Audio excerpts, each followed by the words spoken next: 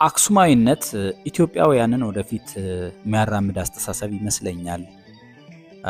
አሁን እንደምናውቀው በጣም የአካባቢ ብሔርተኝነት፣ እርስ በርስ መነካከስ፣ በትንንሽ ነገር መጣላት ወደኋላ እጅግ በጣም ወደኋላ እየጎተተን ነውና የዚህ ሁሉ መድኃኒቱ አክሱማዊነት፣ ራሳችንን እንደ አክሱም ወራሽ መመልከት መስሎ ይታየኛል። ብዙ ጊዜ በአክሱም ስንመካ አላይም።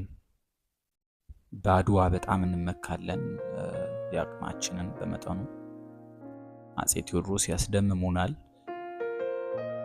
ብዙ ላሊበላም ሳይቀር ብዙዎቹን ያስደምማል። ጎንደር እንደዚህ። ግን አክሱም በቃ ሌላ ደረጃ ነው። አክሱም ማለት እኛ ኢትዮጵያውያን ከዓለም ጋር መወዳደሪያችን ነው ይሆናል አይደለ? ደረጃ ይባል እዚያ ደረጃ ላይ ደረስን የሚባለው በቃ ዓለም ላይ የሆነ ደረጃ ቢወጣ በቃ አክሱም ነው መወዳደር የምንችል።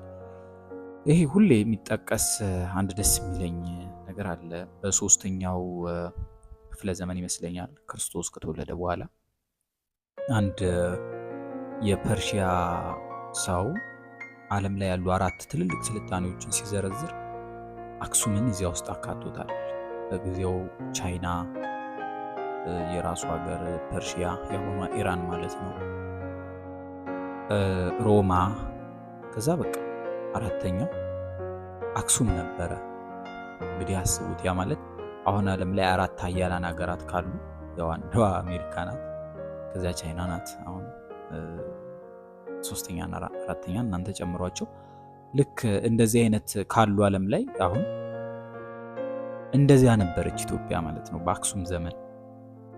እና አክሱም የወደቀችበትን ሁኔታ፣ አክሱም የገጠማትን ችግር፣ ከዚያ በኋላ እኛም የወደቅንበትን በጣም አስቀያሚ የድህነትና የችግር፣ የጦርነት፣ የመናከስ እርስ በርስ ማለት ነው ዘመን ወደ ኋላ ሄዶ ማሰብ ማጥናት እንደዚህ የሚያድነን ይመስለኛል። ምክንያቱም አውሮፓውያኑን አሁን ወዳሉበት የዓለም ከፍታ ያመጣቸው በአጠቃላይ ይሄን ምዕራቡን ዓለም ራሳቸውን መመልከታቸው ነው።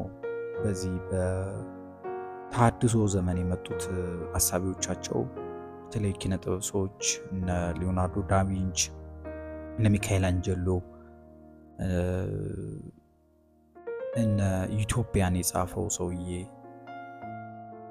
በቃ እንደዚህ አይነቶቹ አሳቢዎቻቸው፣ ጸሐፊዎቻቸው፣ ፊዚክስም በጣም የላቁት ሰዎች እነ ጋሊሊዮ ጋሊሊ እንደዚህ አይነት እነ ኮፐርኒከስ፣ አሳሾቹ እነ ክርስቶፎር ኮለምበስ፣ እነዚህ በቃ ያን የጥንቱን የሮማና የግሪክ ስልጣኔ መልሶ ለማምጣት ያደረጉት ማማጥ በአጠቃላይ አሁን ላለችው ዓለም ብርሃን ማምጣት ችሏል።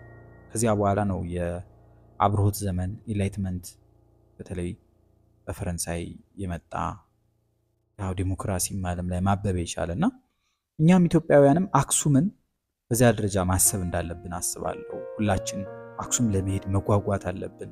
እንዳለመታደል እኔ አክሱምን እስካሁን አልጎበኘውም። የመጎብኘት እድል የነበረኝ እንግዲህ ጋዜጠኛ ከሆንኩ በኋላ ነበረ። ነገር ግን ጦርነት ሆነ፣ ትግራይ ክልልም ከሞላ ጎደል መግባት አልቻልኩም።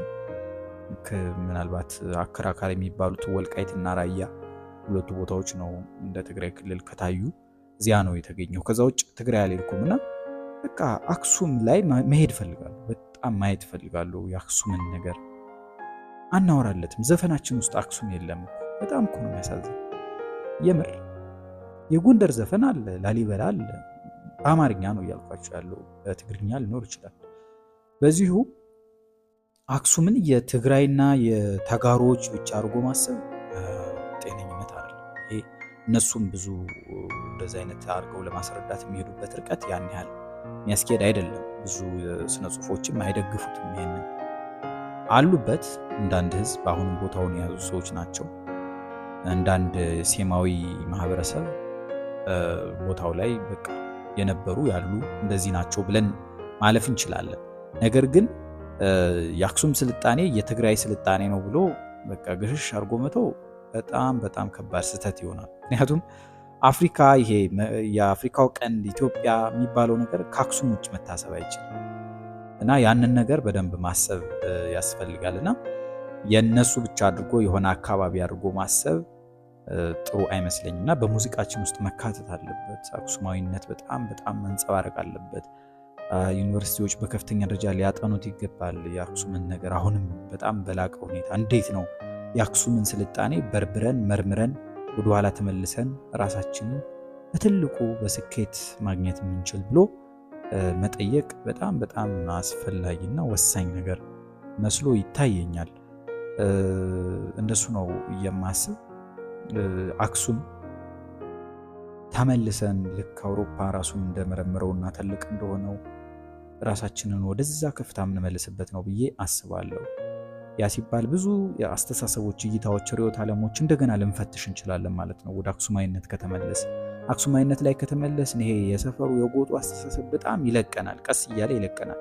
ከዛ የባህር በር፣ የቀይ ባህር ባለቤትነት፣ የአዱሊስ ባለቤትነት፣ በቃ አላርላ አስመራ፣ ኤርትራ፣ አጠቃላይ ሁሉም የአፍሪካው ቀንድ ባንድ ላይ ማሰብ ይጀምራል። እንደዛም ስለነበረ ማለት ነው አክሱማዊነት። እሱ ብቻ አይደለም ዛሬ እርስ በርስ በጦርነት የሚታመሱት የመናውያን መሬማ እንዳለው ቴዲ አፍሮ፣ አረቡ ዓለም እንደዚህ ሁሉ በጋራ ማሰብ ይጀምራል፣ ከኛ ጋር ማሰብ ይጀምራል። ምክንያቱም አክሱማዊነት በጣም ሰፊ ነው፣ እስከ ህንድ ውቅያኖስ ይወርዳል እንደዚህና እኔ ስለ አክሱም ብዙ መጫወት እንዳለብን አስባለሁ። እስቲ እናንተ የምትሉትን ልስማ፣ ስቴት መስጫው ላይ ጻፉልኝ፣ እንጫወት። በቃ እንደዚህ እንጫወታለን ከዚህ በኋላ። ሰናይ ጊዜ